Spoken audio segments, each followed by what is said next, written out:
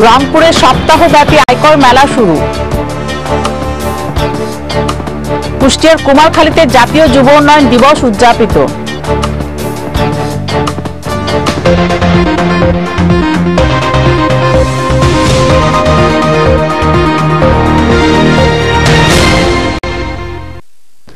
আত্মকর্মী যুবশক্তির টেকসই উন্নয়নের মূল শক্তি প্রতিপাদ্যে কুষ্টিয়ার কুমারখালীতে যুব র্যালি, আলোচনা সভা ও যুব ঋণের চেক বিতরণের মধ্য দিয়ে উদযাপিত হল জাতীয় যুব উন্নয়ন দিবস।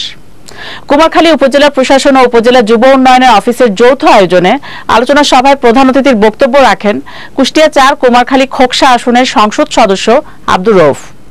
উপজেলা পরিষদ সভাকক্ষে উপজেলা নির্বাহী কর্মকর্তা সাহেলা আক্তারের সভাপতিত্বে বিশেষ অতিথির বক্তব্য রাখেন কুমারখালী উপজেলা পরিষদ চেয়ারম্যান ও উপজেলা আওয়ামী লীগের সভাপতি আব্দুল মান্নান খান, কুমারখালী থানার অফিসার ইনচার্জ জিয়াউর রহমান, উপজেলা যুব উন্নয়ন কর্মকর্তা আব্দুল হালিম সহ অন্যরা। বক্তারা বলেন, জাতির পিতা বঙ্গবন্ধু কন্যা জননেত্রী শেখ হাসিনার স্বপ্নের সোনার বাংলা গড়তে যুবকরাই মূল শক্তি।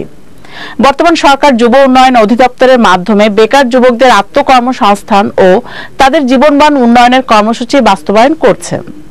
শেষে সাধারণ ও বায়োগ্যাস প্ল্যান্টের উপর 22 জন নারী ও পুরুষকে 10,25,000 টাকার চেক বিতরণ করা হয়। এর আগে এ উপলক্ষে কুমারখালী উপজেলা পরিষদ চত্বর হতে বর্ণাঢ্য শোভাযাত্রা বের হয়ে শহরের প্রধান প্রধান সড়ক প্রদক্ষিণ করে।